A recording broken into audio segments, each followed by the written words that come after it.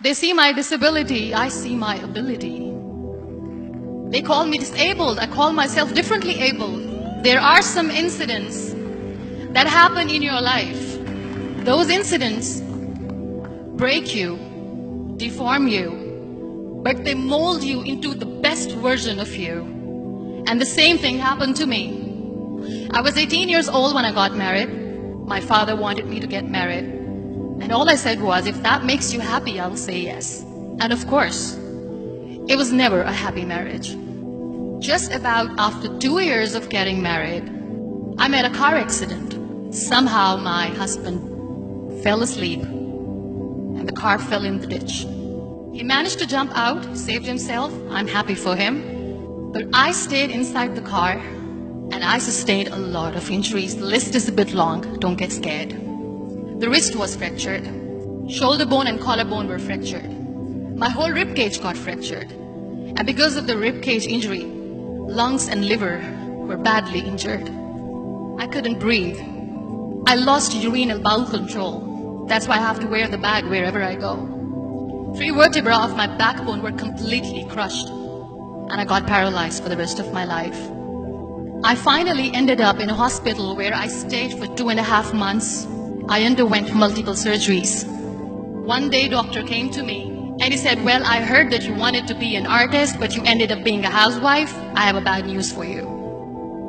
You won't be able to paint again because your wrist and your arm are so deformed, you won't be able to hold a pen again. Next day, doctor came to me and said, your spine injury is so bad, you won't be able to walk again. Because of your spine injury and the fixation that you have in your back, you won't be able to give birth to a child again.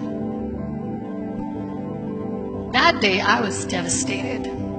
I asked my mother, why me? And that is where I started to question my existence. Why am I even alive?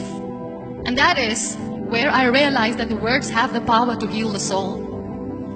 My mother said to me, this too shall pass. God has a greater plan for you. I don't know what it is, but He surely has. And in all that distress and grief, somehow or the other, those words were so magical that they kept me going. One day I asked my brothers, I know I have a deformed hand, but I'm tired of looking at these white walls in the hospital and wearing these white scrubs. I'm getting tired of this. I want to add more colors to my life. I want to do something. Bring me some colors. Bring me some small canvas. I want to paint. So the very first painting I made was on my deathbed, where I painted for the very first time. It was not just an art piece or just my passion. It was my therapy. And then I was discharged and I went back home.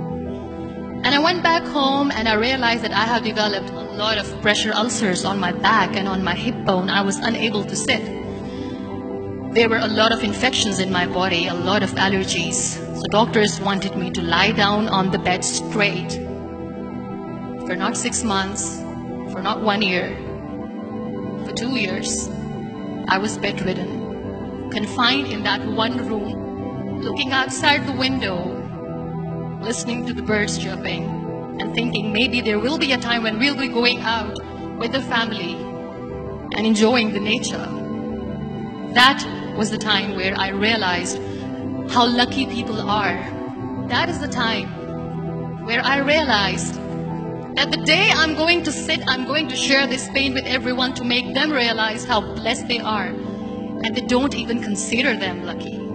That day I decided that I'm going to fight my fears. We all have fears.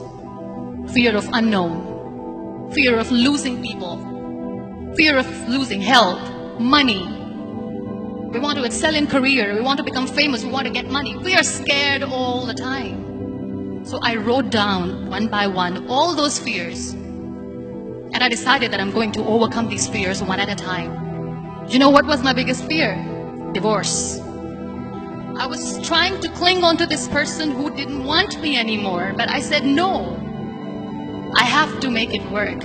But the day I decided that this is nothing but my fear, I liberated myself by setting him free. And I made myself emotionally so strong that the day I got the news that he's getting married, I sent him a text. And I'm so happy for you and I wish you all the best. And he knows that I pray for him today.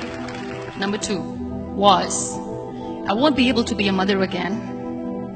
And that was quite devastating for me.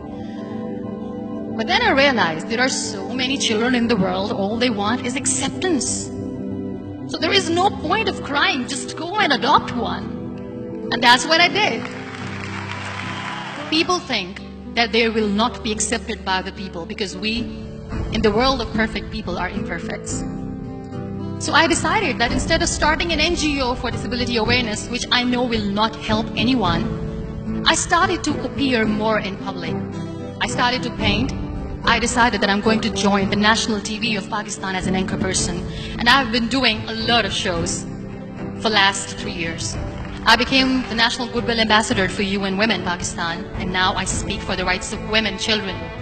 We talk about inclusion, diversity, gender equality, which is a must. Every time I go in public, I always smile. It's always a big toothy smile on my face, and people ask me, don't you get tired of smiling all the time? What's the secret? I always say one thing, that I have stopped worrying about the things that I have lost, the people that I have lost. Things and people who were meant to be with me are with me. And sometimes, somebody's absence makes you a better person. Cherish their absence. It's always a blessing in disguise. Live your life fully. Accept yourself the way you are. Be kind to yourself. Be kind to yourself. I'll repeat, be kind to yourself, and only then you can be kind to others. Love yourself and spread that love. Life will be hard. There will be turmoil. There will be trials, but that will only make you stronger. So when you accept yourself the way you are, the world recognizes you. It all starts from within.